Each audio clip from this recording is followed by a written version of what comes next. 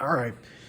So recently, Dana White has said that he's not going to be giving Arman Tsarukyan a rematch against Islam Makhachev, which begs the question: what's next for Islam Makhachev, and what is next for Arman Tsarukyan?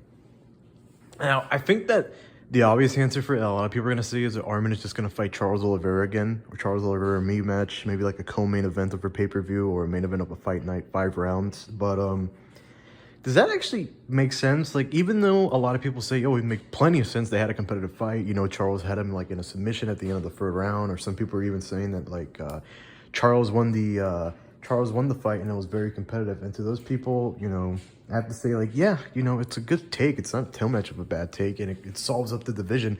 But the problem is, by the time that fight happens, Islam is probably going to be sitting out for a while.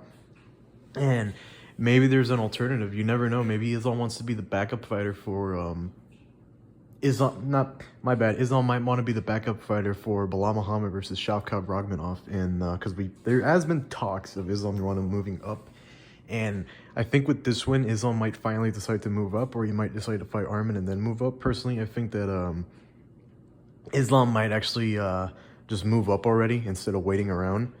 I know he said, oh, he'll fight whoever at the post-fight press conference, but we'll have to see what really he wants to do.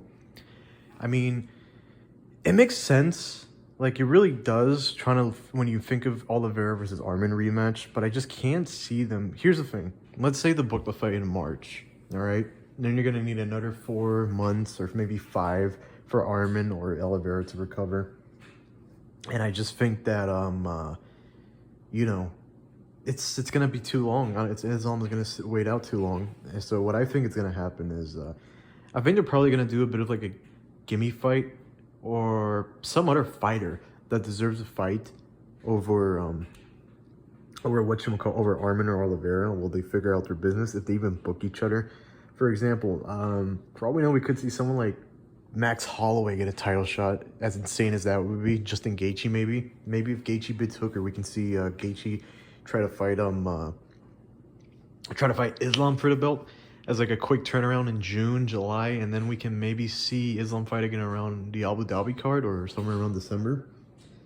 I'm not really sure when they're gonna announce the 170 fight between Belal Muhammad versus Shavkat, because that fight has plenty of implications, and the implications being that whoever wins, or if Shavkat wins, Islam is going to move up, because Islam said he's not going to fight Belal Muhammad out of respect, because they're both trained together, they're both Muslim and this and that. But if Shavkat wins the fight, then yeah, he's going to challenge for the belt most likely. And there's a lot of implications that I can't really think, because we don't really know what's going to happen to the 155 title picture. And I think we need to see what happens as time goes by. I don't think it's going to be one of those things that we can instantly announce. Like, I don't think people are just going to be, or the matchmakers are going to say, yeah, Arman Oliveira 2 makes all the sense in the world. Like, nah, I actually don't think it's that simple as people say it is. I think we might actually need to wait out for Shavkat versus Belal, and then we wait and see what happens. Does Islam fight for the title? Maybe you can do like an interim fight. If anything, that actually makes more sense. Do an interim title fight while Islam moves up. Interim title fight against Oliveira versus Arman, that would make more sense. And if one of them pulls out again, then just never make them fight for a title again. Man, it's just that, man, both of these guys pull out a lot. Like, I gotta respect Islam for not really being the type to pull out of a fight. He's not really like those other guys that pull out of fights often.